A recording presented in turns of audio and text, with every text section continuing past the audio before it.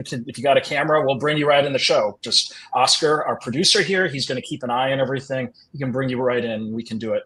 So, Sinjin, let's dive right into Web3, since this is the Web3 game development live stream. Yeah. You were doing poker. So basically real money gaming. Yeah. Why Web3 from that? Seemed like real money gaming is a thing. Yeah, no, I left PokerStars back in like 2010, and I left online gambling in like 2014. I was really one of the pioneers in the space. I'm probably going to hell because of all of that. I was at PricewaterhouseCoopers before as a regulatory consultant negotiator in the casino industry for investment side. And I'd worked for the Korean government before as well as a negotiator. So when poker and all the casinos started opening up, there were very few people who understood the regulatory space at all. And a lot of it with gambling or real money gaming or anything like this, the marketing is very dependent upon like your regulatory like positioning within the country. So that was one thing I had to figure out and use my marketing skills as well on top of that. But Web3 really made sense because poker itself fundamentally is an open economy. Okay. The game obviously makes a massive difference in how that money flows rather than like an MMO or something like that. But I had ended up trying to like get salvation by opening up a microfinance company. And by the middle of the pandemic, we were ready to go. It's just that the NGOs, we couldn't work with them because they couldn't, do anything and get on the ground there. And I had discovered Axie Infinity. And so I was like, wow, this is a really good, marketing channel, except no one wanted to talk to us because they were so busy breeding Axies and stuff. And, as someone who was in gaming and in esports since like 98, I was like, okay, let me get into this. And I ended up spending $250,000 buying like 90 pure Axies and then started breeding them so we could build our own scholarship in order to do marketing. And then the craziest thing happened. So we had started in like May, we launched in June, right at like that start of that peak. And our scholars were making $1,200 a month US at that time. I'm like, oh, fuck the microfinance, man. This fucking works. And so I could see the writing on the wall though. But, again, being an old guy, no one in Web3 at that time or in crypto really takes any of your advice or wants to hear anything because they have no experience. So they think they know everything and they're on the cutting edge, which is true for the most part. And then I realized, fuck, I could do this better because I could see where the flaws were. And so in 2021, in September, we ended up opening up the studio. And then I called in some old contacts. Most of my contacts are in real money gaming, but I had some contacts in Web2, like video games, and a couple of friends joined me. They came out of retirement actually, because no one wants to be a retired, no one wants to stay in game development forever because you just naturally burn out. That's how it began. But the economic side of things really, like I could just kind of see where the issues were, right? Because a lot of things that we do in Web3 now, in terms of like retention and how do I say, player ecology and stuff like that, those were like very known problems back in the day, right? Because virtually we were still dealing with the same thing. Because what people don't understand about poker and casino and stuff like that is that as soon as the player loses their balance, they're no longer your player, right? You buy a PC game or you play a free-to-play game, they could stop and they could come back. But as soon as they lose money, it's over, right? But then if money is kind of your product as well, how do you manage the flow of money, the whales, the sharks, the fish, the ATMs in your particular game? So it was a pretty natural fit for me. And I actually am a trained economist as well. So on like monetary policy side. So it was just super intriguing. And it's been fucking hell in terms of how difficult it has been. And, let's talk about that. Let's talk about that because I have a million questions on the game design side and what you learned from poker that applies to Web3. Really curious there. But like the whole meme at GDC and leading up to it was Web3 gaming is dead. I know we were kind of tongue in cheek. What do you think? Is Web3 gaming dead? I think the speculation aspect of it is quite dead. You can see by all the TG in the last year or so. But it's a funny thing is because on crypto Twitter, everyone's like, "Oh, you should try this, you should try that, you should try this." Okay, like people don't seem to understand, man. Like game design, you design the game at the beginning, and your producer tries to execute that vision with minor, I wouldn't say even iterations, like minor adjustments in order to like get the fun out, but also like to really, how do I say, make the game loops or the in-game economy work as you originally planned. And so like you have to kind of look at what problem are you really solving or what objective do you really want to have. And if you turn that around and you pivot because of, whatever speculative, meta that's on there for funding, you will never finish your game properly. And so for me, there really hasn't been an Axie 2 where there's this like mass breakout of a game yet, because I don't think we ever solved it from initially 3.5 years ago. And so right now our game is launching at the end of this month, and we're finally kind of putting it together where I think a lot of people, especially when you talk about GameFi, what they did was they had the game and then you have the supply, and then they try to manage the supply with DeFi mechanisms. Whereas I think for Web3 gaming specifically, you have an entire game with multiple game loops and economic loops and mechanisms that you can use to actually manage supply in the game before it hits the actual market. And so like in terms of the level of design there that's required, I think there's two difficulties there. And this is why I guess Web3 gaming looks to be dead, is because number one is you need to monetize the player first and foremost, right? So in most free-to-play games, the monetization, is forced upon through how the game loops work, right? Mm-hmm. So it's not direct. So let's say that the typical monetization of a mobile game is like 2%. Whereas something like competitive P2P, where there's a risk-reward proposition, the players play and you monetize them because there's an entry fee. So for us, we had to do P2P right off the bat because then the monetization issue was ultimately just done. But then everything else in the game and all the mechanisms there is how do you manage the flow of tokens, right? Rather than try to balance or equal it out. Because if you try to balance or equal it out in a very simplistic way, it is very easy for players to adapt or exploit or like just basically break the system, right? It's the reason why like a lot of, if you think about even casino games, most casino games, even though it's fixed, you still think you can beat it, or at least the dumb ones can. Or I'm not dumb, but like it's designed that way, right? And you know how hard it is to make a game that's fixed with fixed odds, that people, when they first play it, still think that even though there's fixed odds, that they could still win. That is insanely difficult. Think about in a casino. How many new casino games have been made in the last 30 years? 1 or 2, right? Right? Even like games like roulette and blackjack took over 100 years to perfect in order to like, with roulette, 0 double zeros, how the board is.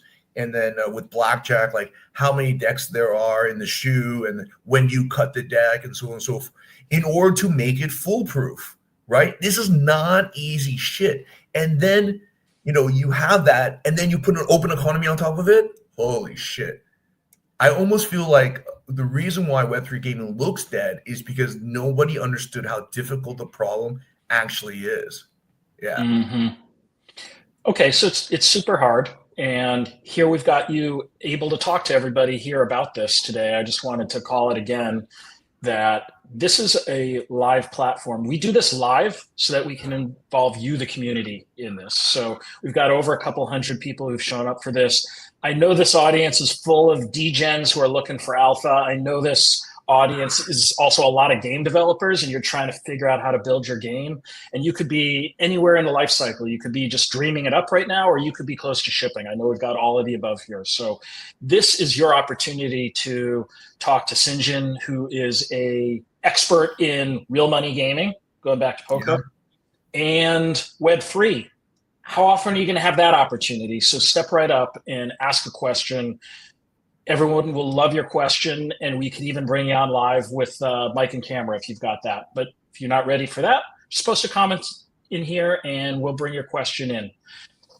So let's go back to the poker connection again. You've been touching it a little bit along the way here, but what are the lessons from poker that you feel Web3 game developers, or maybe even just game developers in general, should be learning from? Like, what are you taking into your game design that was informed by that? Yeah, I guess number one is player ecology. Okay, so when you have a token, you are going to get exploited, right? So in that sense, that if you pick any single type of player group, and that's the majority on your site, in a poker site, whether they're all nits, so meaning players who basically just fold all the time, wait for like the best hands, or all like sharks, where they're just really good poker players, and they'll literally there'll be 6 of them waiting for like 3 players to sit down, right? Or all whales who just go all in all the time and just like make it fucking nuts. Yeah, it totally fucks up the entire gameplay. And the nits basically, they don't play hands as boring as shit. The whales, basically they go all in all the time, so amateur players just can't handle it because they're just going on all the time. It's not fun for them. And then sharks just basically suck the liquidity out of the game anyways, because poker makes money through a mechanism called a rake. And what the rake is on a cash game table, there's 2 types. There's like tournament and cash game. In cash games, every hand that is played that completes, there's a money in the middle of the hand, which is like what everyone puts in, right? You bet, you put it in, it's called a pot, right? So anywhere between 2.5% to like 5% is taken out of the pot per hand, right? So like if you end up getting a lot of sharks in there, and you put in and you spend all this money getting these whales, the sharks will basically eat the whales. And if the whales just decide to go all in, okay, the sharks have now taken, the money from the whales, which could be 5, 10K, and the site has only generated like $100, right? And so, but the player acquisition for someone like a whale in poker is like upwards back in the day, $600, right? So I made $100 on a $600, $600 acquisition. Whereas that whale, right, if they were slightly better, right, and then they could play the hands out more and play more multiple hands, right, the site would work. So different players play different ways. And there's even what we call free roll hunters. They will only play free rolls, and they will take the least amount of risk, and they're the max extractors. So you have to design your game, and you have to manage it. So there's the player ecology, or the game loop allows for multiple types of players to play in your game, so that it creates, that entertainment, that retention. It shows the game as it should be really played. But if you focus on only extractors or only whales or only grinders, right? The system, it just doesn't work the way it should, especially for multiplayer. So that was one of the first learnings that we had done, or that I had applied automatically. It relates back to one of your earlier comments when I asked you, is Web3 gaming dead? And you were kind of pointing to the many, many studios that have kind of shifted away from focusing on the inherent design of their game and just chasing the meta, whatever it was at any given time, of how to drive token value accrual, or just you're basically appealing to one facet of that ecology. You're going after the speculators. And if you're totally speculatively driven, you're not addressing the other components of your game ecology, as you put it, or game economy, that is going to be important for any amount of sustainability in the game.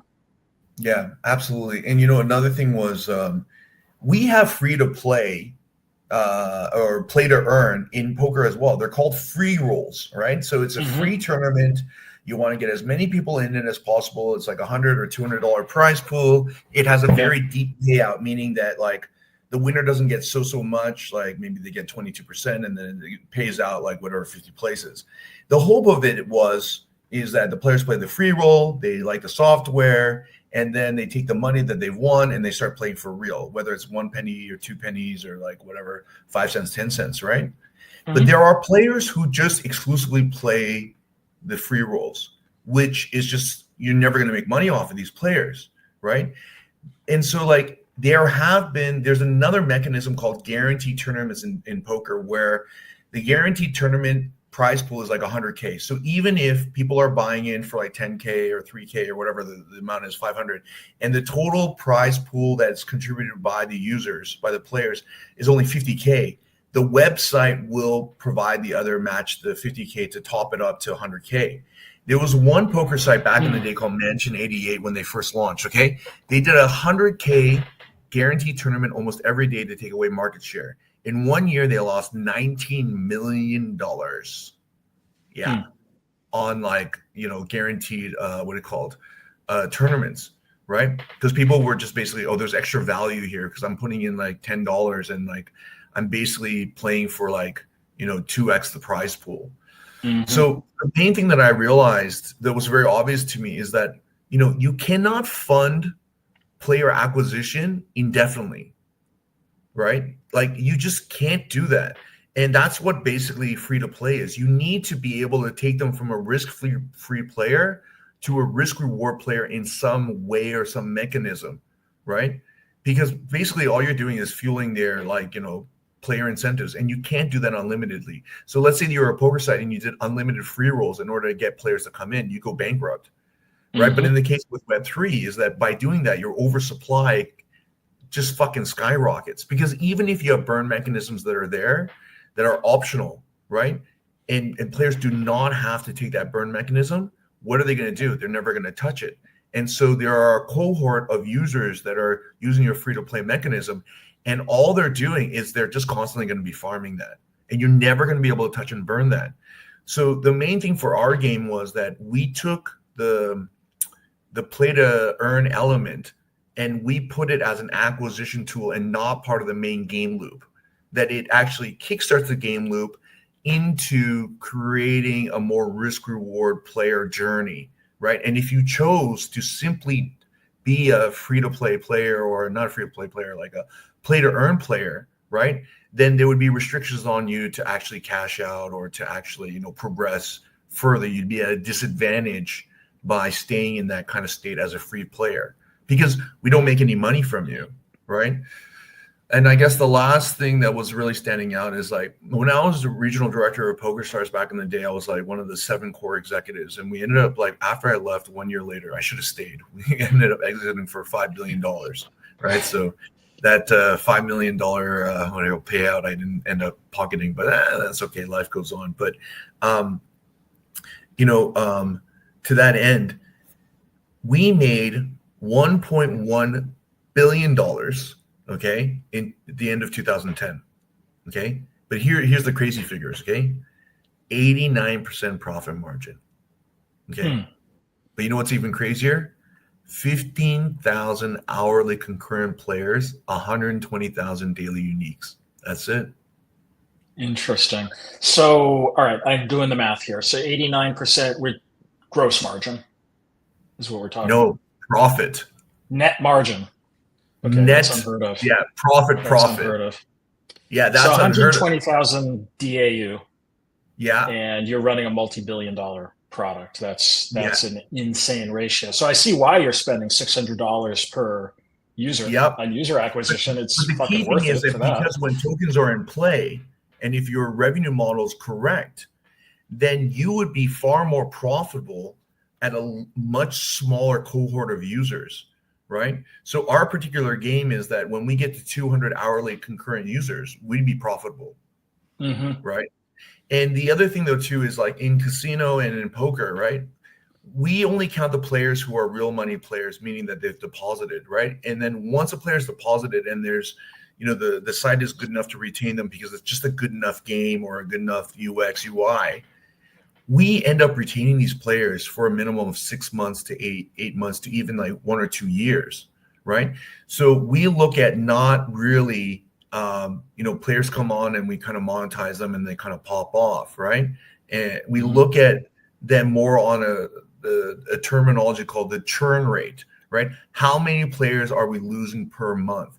Because ultimately, if you get that churn rate to about 30%, then even with smaller player numbers, those players layer over time. So for our game as well, I've never looked at doing mass market at scale right off the bat. All I want is my 100 core players who love the game, play it every day, 200 core players, 300 core players, 1,000 core players, right? And 1,000 core players, right? Like in Asia, when I hit my 1,000 core players who were playing every day, I was generating about, I would say like $14 million a year. Yeah. Right. That's impressive. By the time So I hit, Go ahead. so I'll compare that to some of the metrics that I had on a game I created called Star Trek Timelines, which I thought had pretty good metrics until just now. But it's real money. You can't compare, right? Yeah, it's a free to play. So Star Trek Timelines is a free to play game. About the most DAU we ever had was probably about 120,000. I forget. It's been 5 years since I operated it, but we had some days that were that high. And the best year it did about 35 million in gross revenue, which meant that we could hit ARPDAU of $2 plus on a free to play audience sometimes. It was pretty consistently over $1 all the time. And we thought we were hot as shit with those kind of numbers on Star Trek. I mean, absolutely. The reality is it was a really solid free to play. Still is. I mean, I sold it 5 years ago. It's still running. So very successful free to play game. The numbers you're talking about in Parker are just an insane multiple of that. But what I love about what you're saying is this possibly the emergence of more boutique-y kind of games? Can games in the future be more like a great restaurant or a rock band with a niche following and like you monetize forever on that, or versus the model of like, I mean, these days to really hit any kind of numbers in free to play that are significant, you probably have to hit 1 million MAU. And that's because your audience is monetizing maybe 2.5% if you're doing okay. Some games can do a little bit higher than that if they're amazingly good. But it's gotten hard in free to play also for the UA stuff you were talking about, because UA has gotten more and more and more expensive over time. And most free to play games are that treadmill where you're constantly just replacing the audience. Now with our games, we were kind of lucky in that respect because I did Game of Thrones and Star Trek and Walking Dead and Archer. So there were these like beloved franchises. And if you were a Game of Thrones fan and you wanted to just organize your life around Game of Thrones, like we were it. Now, fast forward 10 years later from when I was doing that, like the market is just spamming licensed game after licensed game. So sort of like you have a lot more options than you did then. But we kind of cornered the market for years on Game of Thrones and then cornered it for years on Star Trek before other people started figuring that out. And that was sort of our elder game. Like what actually convinced me to build a Star Trek game is I went to the Star Trek convention. I mean, I was a Star Trek fan, so I wanted to, but from a financial standpoint, I went to the Star Trek convention in Las Vegas. And I saw the people walking around who would pay thousands of dollars for a gold ticket, and so that they could be at like a little reception with William Shatner, and he would come in for like 2 minutes. No one would even talk to him. Like he'd have like an entourage. You couldn't approach him or anything, but he'd like come in and you'd be like in his presence, and then he'd leave. And people would just pay thousands of dollars to be part of that.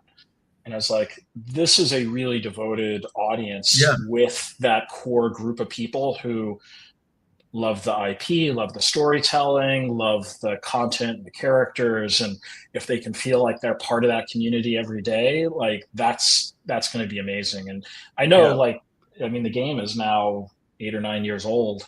There's still people that played on day one. Like they're still hanging around. And it has never, actually, we failed to do user acquisition at scale. It was really hard to do user acquisition beyond what was coming in organically. But I feel like that is a different strategy that I'd love more game developers to think about. Like, how do you build a game around, as you said it, the 100 or the 1,000 core players and just build it for them and make it really fun. The funny thing about that is that, a lot of VCs who are dabbling in gaming or have come into gaming and lost their fucking shirt and their pants and their underwear, and then now they're like working at McDonald's, right? Like, these fucknuts, they come up to me and say, well, what's the fucking PMF on this? I fucking hate that question, you fucking dumbasses.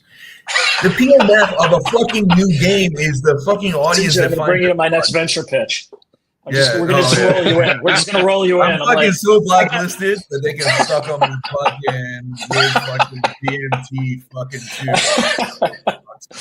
2. Well, you're talking about games that are not, but you're talking about games that are not a venture deal, though, right? Like venture, there's also just inherent problems with venture. Like venture, like whether they admit it or not, like every venture deal has to potentially return the fund. So when they're deploying a few $1 million of capital out of $100 million fund, they've gone through the justification in their mind, which is, can this deal by itself recoup the whole fund? Right. They put every single deal through that, which means that you're talking about certain kinds of deals where it's going to be an insane multiple on the capital invested. And in gaming, that's super hard because actually games can do lots of revenue and be very successful. It doesn't mean the company is then going to exit at a huge multiple. So they've got that problem in games on top of things. Whereas publishing model works a lot better than the VC model here, but for crypto, because of Axie and they made like $3 billion in revenue in 3 months, that was the hope because of the financialization of the token so early on, right? But I would say, like, going back to the kind of the original point of the PMF, that works for consumer products, right? But for games, it's like, if you're making a new game, who is it fun for? So what I want to say is, like, if you're designing for 1,000 people or 100,000 people and stuff like that, I think that's a hard way to look at it. I mean, at the end of the day, the game has to be fun, and you might not know who that fun crowd is. And then you kind of structure it thereafter, right? In some ways, like a revenue model that I have isn't a new revenue model. It's a hyper-competitive model, right? So hyper-competitive users. Now, do I think that I'm going to get the Midwestern mom to come in and play this hyper-competitive game? Maybe not. But, like, did I make it for women? Yes. Will women end up playing it in majority? I have no idea, right? But, you kind of get there. But I think a lot of game designers, we are, really subject, at least nowadays, to the upbringing that we started with, right? Like, what tradition? Right? I mean, okay, back in the 80s and 90s, there was no such thing as an FPS designer or RTS designer, because every fucking game was a new fucking genre. We would just play whatever the fuck came out and learn the mechanics, right? And that was a very beautiful thing. But then, obviously the cost went up. You couldn't make a game for like 400, 800K anymore, and put it on a cartridge. You had to like constantly live update it and everything else like that. But I wanted to say that, like, you look at like games that are enduring with an economy, like EVE Online, RuneScape, MapleStory, and then you got the big one, WoW. Okay, like these are but a handful of games. But in my background, really is in traditional card games like poker, Dodiju, poker, Ghost Stop, Hot2, whatever like that, Mahjong. Okay, John, you probably know this, but like the most profitable games ever in the game industry, by far the biggest cash cows, have always been these card games, because since the advent of the fucking internet, these games have been on there as a portal game, as a desktop game, as a mobile game, so on and so forth. So up until Supercell came out and like smartphones came out, right? The top 10 would always have, at least in Asia, 3 or 4 would be card games. Zynga Poker last year, Zynga Poker at its peak, made like $450 million a year, but their profit margin was shit. Maybe like 27%, something like that, in that range, 23 to 27%. Last year, they made fucking 36 million motherfucking dollars. No marketing, almost all profit, right? Why is that, right? It's the nature of the type of game it is, right? I mean, it's just cards. Like, it doesn't have different levels. It has different formats and stuff like this, right? But if you're getting a certain player base, so I would say, like, if you're looking at a certain player base in a certain genre, right, then okay, you would develop that way. And then there's certain like kind of conditions and certain like economic realities that they have, right? But I think like for game development at this point, considering how like just so competitive it is, unless you're like an indie, really super like creative dude, right? Like, who the fuck knows, really like what your player base is or your longevity, right? Is like the only reason I can say that is because I'm not working too far away from my core competency, actually. Yeah. Hey, so a couple of questions coming in here. So Bleem.eth said, there's gems in this conversation. Will this be posted somewhere for us to come back to? Absolutely, Bleem. The easiest way, just go to the YouTube channel. So I've got my Building the Metaverse YouTube channel, and you can find every single episode I've ever done there and go back to it. And if you look on my X profile, my LinkedIn profile, you'll find it there too. You just got to maybe scan through a little bit. But YouTube makes it easy because it's just the videos. We had a question come in, and in a moment, by the way, I want to drill into your game. I want you to talk about the game you would work. We've been talking about the whole market and like high level. I want to like zoom in the lens a little bit here. So Oscar, maybe if we could find some content related to that to bring up. But while we're preparing for that question, we've got a question coming in from LinkedIn. This is a really interesting one. So he's asking, what would you recommend for developers with Web 2 professional experience and Web3 gameplay experience to succeed at a Web3 gaming studio? So I guess you're saying you've been a professional developer working on Web2 games, which I always laugh at that term because no Web2 game developer calls himself a Web2 game developer. You're just a game developer, which is interesting. But and it sounds like you've played some Web3 games. Super curious which Web3 games you've played. But I guess the question comes down to, how do you make the transition from traditional game development into Web3, Sinjin? Gabe Leiden says this, and I completely agree. The most important person at your company is really your game designer. And that is so much more true, right, with Web3, right? So if you're coming as a Web2 game designer or a game professional and you're coming into the space, number one is better hurry the fuck up before the AI takes all of our jobs. I'm so glad I finished the game before all these AI tools came in. I was halfway through, I'd be like, what the fuck? The money spent because the technology didn't exist at that time. But I would say number one is that you have to hook up with a project that has a fucking sick, good game designer, right? That really understands the economy side of it. The playability, again, like at the end of the day, GameFi was one thing where you have to really understand DeFi. But again, that's very speculation based. So without the speculation momentum for the token, there's really no incentive to play that game, especially when that speculation is removed, right? But to make an in-game economy that has an open economy working with a secondary market, that's a totally different ballgame.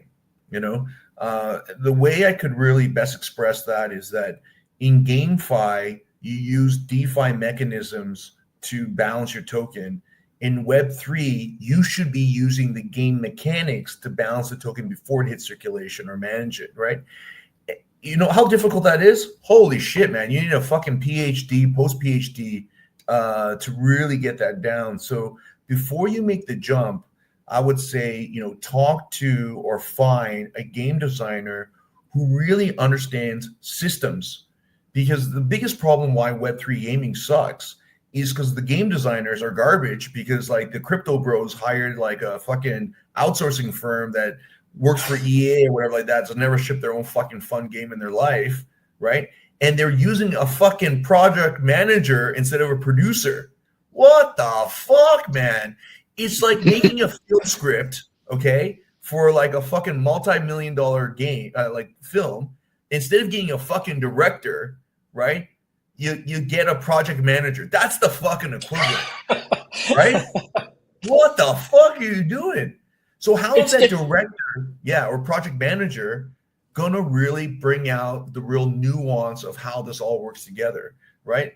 So like, it's okay. Like we use an outsourcing outsourcing a studio where they can pop designers and programmers on and off for our more junior guys. Okay, so we give them a 1 month notice. We pay 20% more. It's painful, but we get flexibility. But our developers are our developers, right? My producer works with them directly. I work with my producer directly to make that work.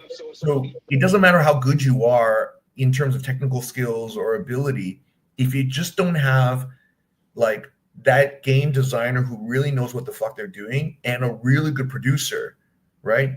It's just going to be hard to take off here, right?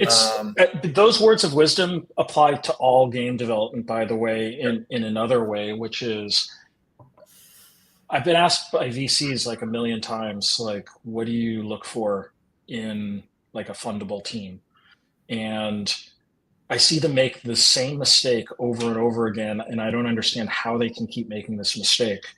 But a lot of teams that have worked on a game, just because it's a big name, get a lot of funding, because I guess that somehow makes it easy.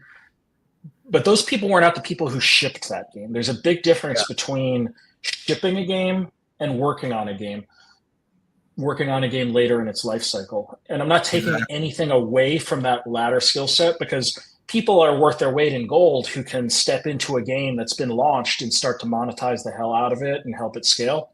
Absolutely need those people. Like, once your game team is like 20, 30 plus people and you're like, you have a hit on your hands and you just want to get the most out of it. Absolutely. You want to hire those people that are really awesome operators, and those people are out there and you can find them. There's a lot more operators, though, than there are people who have truly gone through the process of starting with that clean sheet and going from nothing to shipping a game and going. That is fucking hard to do. Yeah. And it's just not even a normal skill that even exists out there. And you have to find people who have actually shipped games, I think, or have never done it and never done anything. Like, sometimes you just find people who are like genius and they'll figure it out. But like, that's really hard. Between myself, Danny, and Wukash, we've shipped over like 20 games, right? But again, it was a different kind of era, right? The games that I shipped were card games, so they were not like whatever, and I've only shipped 3 of those, right? Danny and Wukash have shipped many more, right? But I want to make a distinction here, okay? Web3 tokens who are dabbling in gaming don't know shit, okay? Web3 like VCs in gaming don't know shit, but VCs in the gaming industry or publishers, they really know what they're talking about, right? But I had a talk with a Web2 game VC, because they're the only ones who are willing to talk with me and have a discussion, because I'm not blacklisted with these guys, right? But they dabbled in Web3, right? And they said that every single funded company that had Riot executives or Riot senior staff in it didn't produce even a dime, zero, nilcho in Web3. They didn't even complete the games, right? Yeah, because the people who made League of Legends successful was like 5 people at early League of Legends, not the thousands that came later, even if they were in senior positions. And those people are great people. Many of those people are great people. They're just the people you hire later in the life cycle of your studio. But it's like equivalent, like Riot was equivalent to like, oh, you worked at Google or Facebook or whatever, Oracle or whatever like that, right? Yeah. But the thing is, it's not a consumer app, right? Because it's more like making a film, right? More than anything else, right? So like, if they don't know and they haven't been there at the beginning to make that game design, if they haven't had a producer who understands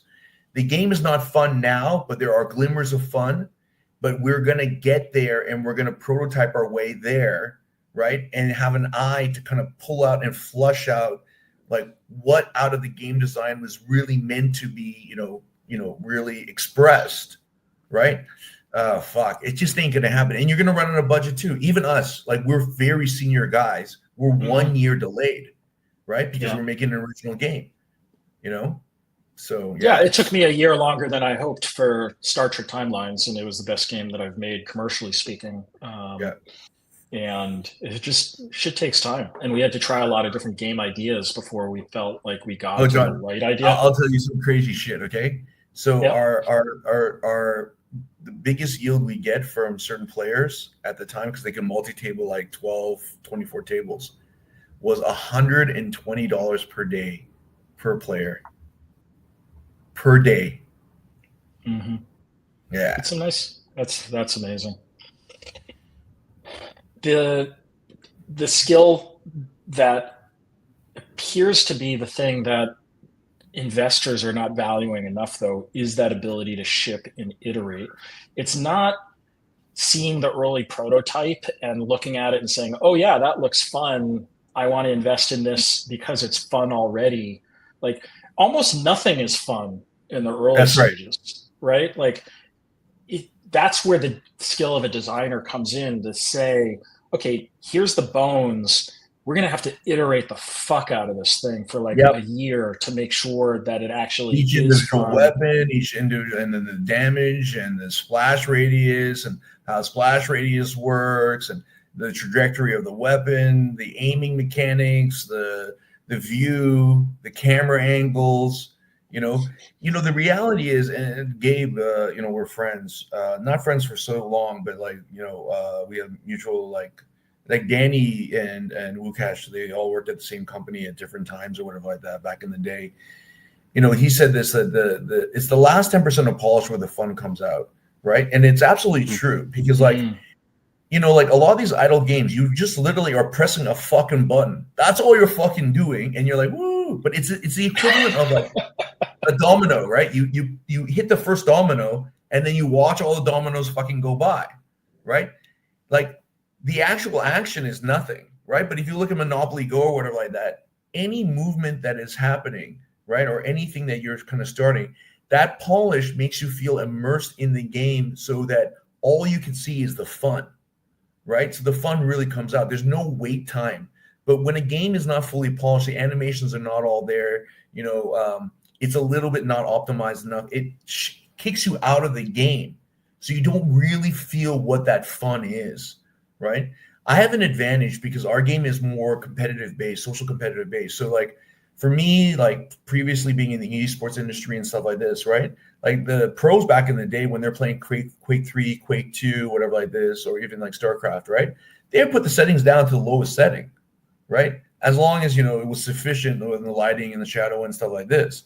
Why? Because they wanted to optimize the gameplay. But for most other games, right, that polish needs to be there. The difference with the competitive game polish and like a non-competitive game polish is this, right?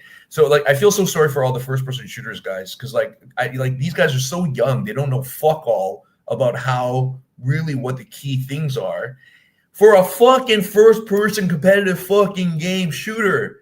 You fucking dumb nuts. Okay, the gameplay mechanics, the movements, the shooting, that has to be fucking perfect, not the fucking polish. The fuck are you guys on? You get fucking, you're not even fucking kindergarten level fucking game development, right? Because it's a competitive fucking game. So the most important thing is the movement, is the shooting, is the weapons, is the feel. And then the polish can be whatever the fuck it wants. Because your competitive players are not going to play it on fucking 8K, right? They just want to get the fucking max amount of fucking, frames per second at 80 or whatever the fuck they can get, and fucking zero lag, right? And that lag can't come from the internet. It means like the feel is so responsive in the way the game is. The rest will work itself out. But for a non-competitive game, right? Like Red Redemption 2 or whatever the fuck, right?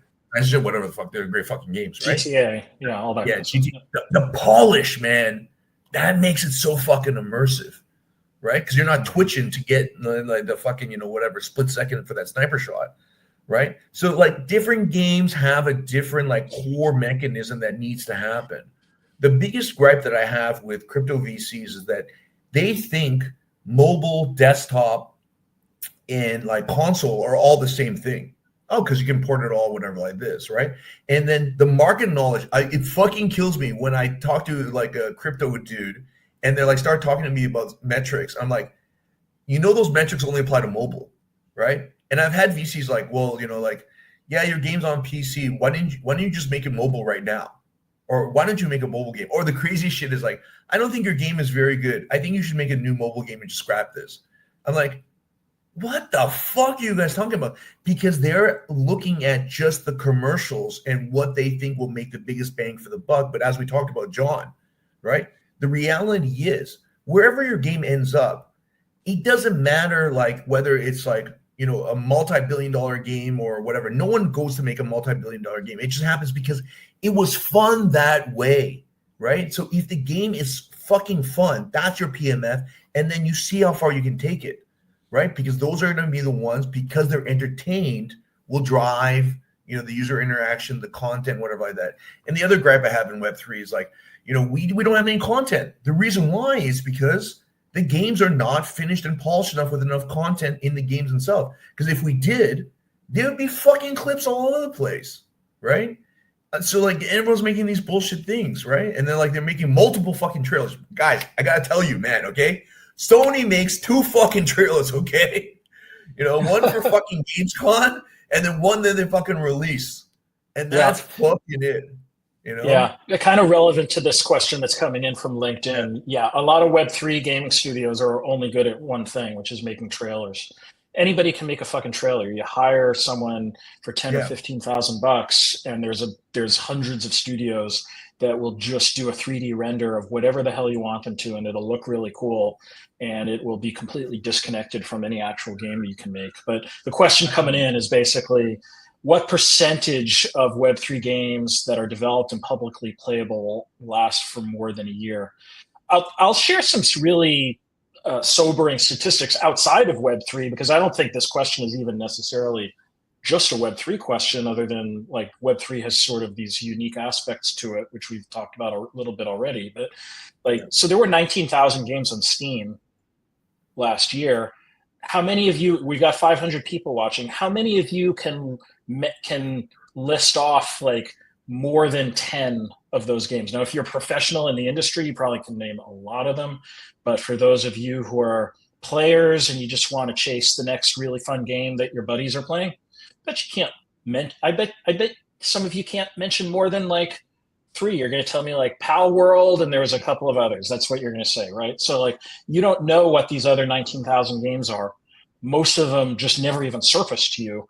I looked at some stats just in indie gaming, by the way. Like, now, people do indie game development for a lot of reasons. Sometimes they're just doing it to learn. Sometimes they're doing it for fun. Sometimes they're doing it for art. Sometimes they don't have particular commercial aspirations for it, and that's totally fine. Like, game development is something anybody can do. Like, you don't have to make a mega hit. But I did look at the stats pretty intensively over the last couple of years, because it's relevant to our business. Like, when we sign up indie game developers, what's the likelihood that an individual indie developer is going to scale out enough to even really pay for them being on our platform? And it's like 1 out of 400, right? So 1 out of 400 indie game development efforts will get to the point of shipping and then scaling enough that you'd consider it a hit. And like, hit here meaning just maybe millions of dollars of revenue, and the team is super happy that they're making that kind of money, and they're sustainable, and their studio is going to go on to make more games. Like, that's 1 out of 400. It's really hard. So when you ask a percentage like that, it's like, fuck, I don't know. Like, almost everyone's going to fail, because this business is ridiculously hard. But what are your thoughts, Sinjin? For Web3 gaming, I would say this. Number one is like, we have more of an obligation to make a game last for fucking forever, because the whole selling point for most of the dipshits on this fucking Web3 fucking hoo-ha is like, you have tradable fucking NFTs, right? But if the game is no fucking good, the NFTs are worth shit. If the game doesn't last forever, the fucking NFTs are fucking useless. Like, how the fuck did they not get this fucking first principles kind of understanding first? Right? Because they're flipping to a speculative buyer, and that's their exit, basically, and they're not thinking about sustainability. Well, that's the reality of it. But the selling point of what everyone says why Web2 gamers should come into Web3 is because these assets are tradable, because they're worth something. No, they're not tradable. They're not worth something because they're tradable. They're worth something because the game has an enduring level of fun, right? And the game can go the distance. How many games do I think in Web3 could last 1 year, even after launch? I would say 5 to 10 max out of the whole fucking industry of shit. Total numbers. We're not talking percentages. Just like, yeah, total numbers. You've identified roughly that number of games. Yeah, like all the Asian like Web3 guys. Like I'm on the US side because I'm from New York City. I'm Korean, but like I've been in New York and I just came to Bangkok to launch our game like a year and a half ago. But when I see all the other Asian GameFi bullshit, holy shit, your games fucking suck. The big one, man. They're just fucking garbage, right? Like if they fucking launched head-to-head Web2, you couldn't even fucking do UA for them, right? Because you wouldn't make any fucking money on it. Right, and these fucking interesting points, Sinjin. You're kind with that comment. You're kind of suggesting the bar is actually higher for Web3, not absolutely relative to Web2. Like your game has to be even that much better than a successful Web2 game to succeed at all. That's right, because the value proposition is that the assets have value, right? So if the value is not exploitive, but rather really on the entertainment side.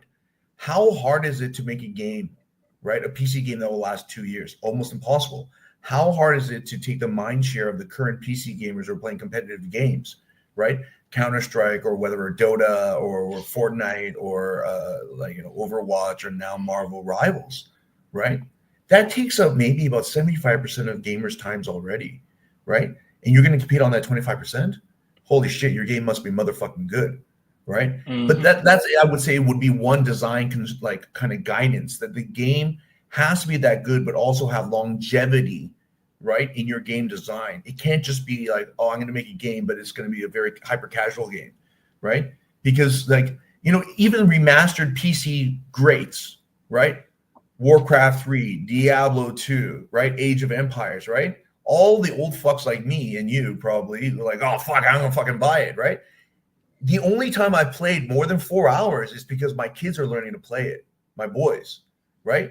But after I played for a little bit, because I've already beat the game like a bajillion fucking times, the nostalgia wears off and it's fucking done. And these are fucking masterpieces that were fucking redone. You think your shit ass fucking clone is gonna go the distance? Wake the fuck up, people. Sorry, I'm just having fun. This shit's hard. I love it. I love it. I just love to wind you up and let you go, Sinjin. So hey, we got over 500 people in the live audience here. We're hitting max concurrency towards the top of the hour, like we usually do. So we were just showing some video footage of your game. Like, pitch the game. You got probably 500 degens sitting here right now. Like, who should jump in and actually play this game for fun? Okay, if you are competitive or your wife is competitive and you like sexiness and luxury and you actually want to play a game like this is from like a year ago. So the polish is so much more. We changed the model and stuff like that. But again, if you've listened to the whole podcast, the broadcast, you'll understand why, because it's a competitive game. So we just focused on the gameplay, which was a huge mistake for Web3 because all they see is shiny shit and they're like, oh, it's the fucking best game ever. Meanwhile, I just had a marketing meeting with these poker affiliates who I wanted to get them involved with it, right? They tried the game out and they fucking loved it. Why? Mm-hmm. Because they're competitive players, right? Even if they're playing like online poker. They totally understood it. But I want to say that I'm only targeting Web2 players for a Web3 game. If you're a Web3 player, don't fucking play my game. I don't even want to see you in my Discord. Please do not infect my players. Leave me alone. Let me just fucking go mass market in peace. Don't fucking start telling them about the token and the NFT price or whatever like that. But if you see our NFTs on OpenSea, right, we have such low volume, but we have consistent pricing. It'll go up and down depending on certain announcements and stuff like that. Because we've never been a speculative asset. I've been very clear from the very beginning. I haven't really changed my tune on anything. Is that we've been doing it for the long term, and I've been very clear on what I like to do. Okay, and you'll see how many people are holding and how many people are selling. We have very low amount of it's very shallow floor and stuff like that, because our holders we're basically the long term bet for a lot of Web3 degens, right? Mm-hmm. We're not the flip guys or whatever like that. If you meet me in person at GDC or Token 2049 stuff like that, I'll drink with you. I'll smoke with you. We'll do stuff that it's not illegal but fun. But you'll know that I'm fucking hardcore, man. no matter what, like I have a very clear vision for the game and a clear user base that we'd like to get in, right? All the fucking extractors and the mercenary Web3 guys, like fuck off, fuck you. Please don't fucking play my game. But I'm not trying to do a psyops here. What I'm trying to say though is like, look, guys, if we don't bring in the Web2 players to really play the game as is, not to extract, then who the fuck are you going to extract from? Right? I know I'm from poker, right? But if I have a poker site and I have all sharks and all extractors and all nits, right? Then who's going to want to play my game? But if I bring in all the whales, all the good players that just want to play for fun, then it's a free-for-all for everybody. Everyone's happy, right? But, you got to give Web3 games and the founders and betting on the founders, because the reality is, like, I'll talk to VCs and they'll say, well, it's not a proven model, right? I'm like, no shit, it's not a proven model. It's fucking Web3. We're on the cutting edge. That's why there's the asymmetric return here, right? But, like, that's the whole thing. Like, at the end of the day in Web3, when we're talking about like, if you're going to make that transition, and like, it's a really hard transition to make because you got to find, as well as someone who's going to go into the industry, bet on a game designer and a producer who really understands what they're getting into first and foremost, right? If you can't go to like I've talked to some of the other Web3 studios and stuff like that. I said, who's your game designer? And they're like, oh, we don't have one. I'm like, what the fuck do you mean you don't have one? We have a tokenomics guy, right? We have a project managers for this. And I'm like, okay, well, who's your producer?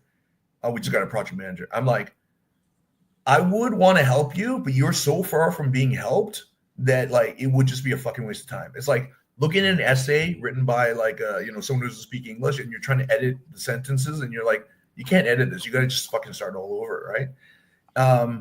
You got to bet on the founders.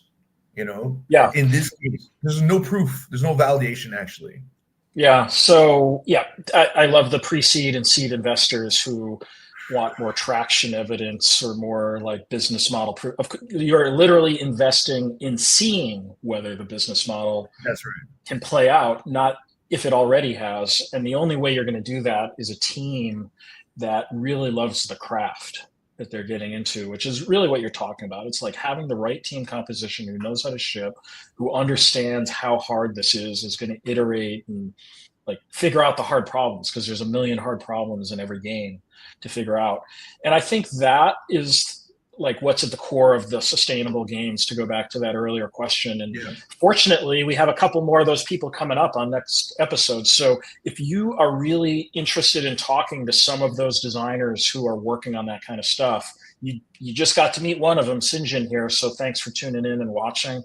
If you're watching this in replay, which is probably like 99% of you right now, dial in live to some of these upcoming episodes, because next week's same time, no, we're going to move to a later time actually for the North America audience, because everyone kept complaining on the West Coast about making it to this early time. But we're going to have Project O, Coin Games, next week. Like Kevin. CCG. Yep. So Kevin's going to be on. This is a CCG where like there's been about 10,000 CCG project starts in Web3. But not many where it was made by a team that could actually pull off making a truly fun CCG. And what I like is that top CCG players who like were top of the echelon of Hearthstone and Magic the Gathering and Pokemon, like they're playing the game and they're like, oh, this is one of the best CCGs I've played. Like, and then you can kind of build out the rest of the game from there, right? So like it comes down to the craft, and then we're going to have a great game designer. Is a great game design, and then we're going to have absolutely, and then the week after that, we're going to have Paul Bettner on from Wildcard Alliance. So again, like I hate that guy, Paul. He's too cuddly and nice and friendly and knowledgeable. Always makes me feel so insecure. I love his wife. Wife is very hot. Definitely my type. Katie and Paul are the founders of the company. They're doing great. We're going to have Paul on. And Paul, for those who don't know him, Age of Empires, like this is a legendary game. And then he did Words with Friends because he had to prove he could do another hit game in a completely other genre. So like, yeah, and then here he is again like, doing Web3. Yeah, he's the man. Like he is the good version of Sinjin and much more God. I am like the evil fuck that's in the industry who's like, everyone says I'm a degen. I'm not a fucking degen. I'm a fucking evil motherfucker, right? From where I'm coming from, right? Like you guys are all little pansies running around saying you're a degen and OG. Fuck the OGs, man. You worked poker, dude. Like you. I'm poker casino. That's where you're coming from. Now 3 years, man. I'm not the mafia. I don't do anything illegal. Everyone keeps saying, "Oh, you're the mafia." I'm not. I'm just a fat nerd game designer. You just make games about the Yakuza. That's where you draw the line. All right, Sinjin, it's been so awesome having you here. We're going to have you back anytime. In fact, we're going to have maybe another one in the future where it's like Paul versus Sinjin. We'll get good and evil together in the same room. We'll have you guys duke it out. Paul, Paul and Katie, they're really professionals and they really know their shit. I mean, I would say we're more like yin and yang more than opposites. Yeah, there we go. Each other and stuff like this. But I love those guys. I think Kevin's great as well. But Paul and Katie, they're next level. I mean, if you Jon, obviously you're from the game development industry and stuff like that, so you know it. But like, just those two games would I would say, look, those are great examples of games that are going to go the distance, right? Mm-hmm. And then, but that's the fucking bar. Yeah, because of the craft. But that is the bar, right? So like, we look at them and we're like saying, okay, these guys are the forerunners. No. They're not the forerunners. They're not like the leading edge here. That's actually the standard at what you need to be at, right? I hope when we get our polish out, we're not going to look like a PS2 game anymore. We'll look like a PS 2.5 or a late version game.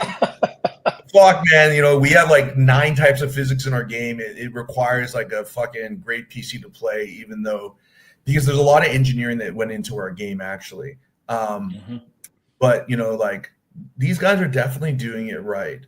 Maple Story, I think, is doing a great job too. eFrontier, they know what they're doing. Okay.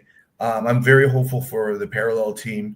They're doing a lot of projects, but the AI Wayfinder thing, I think Colony Game is going to be really fantastic. I've heard great things about it. Guys who are persistent, but it's not like being good enough. Like, what's going to break it out are the best of the best, and that will be the standard. That's it. Think about before with the Angry Birds and stuff like this. When that broke out, there were tons of fucking games on like fucking touchscreen mobile when they first came out, right? But the ones that are the best are actually become the standard, right? When it's new, right? And I think that's where we're at right now. Yeah. Well, you just gave us a list of future guests that we got to approach. So if you're one of the founders of those companies that you just mentioned, and I'm not already in touch with you, I know some of you I already am, but reach out. We want to get you on here. Tell us truth, tell the market truth, talk about your game. We'd love to have you on. Sinjin, this is great. We even went 4 minutes over, so we're gonna shut it down at this point, but we'll have you back anytime. Was a delight having you on the program. So until next time, by the way, tomorrow at 1 p.m. if you want to know about how hard Web 2 is, by the way, Web 2 is really fucking hard too. Tomorrow we've got Mike Wilson on, right? Yeah, we got Mike Wilson. He's one of the founders of Devolver. So Devolver has shipped lots of indie games, including a lot of hits that have been really successful. So you get to talk to the man, Mike Wilson, who is going to tell you how hard that business is and what it takes to succeed at being an indie game developer right now. So tune in tomorrow at 1 p.m. Eastern and be part of that.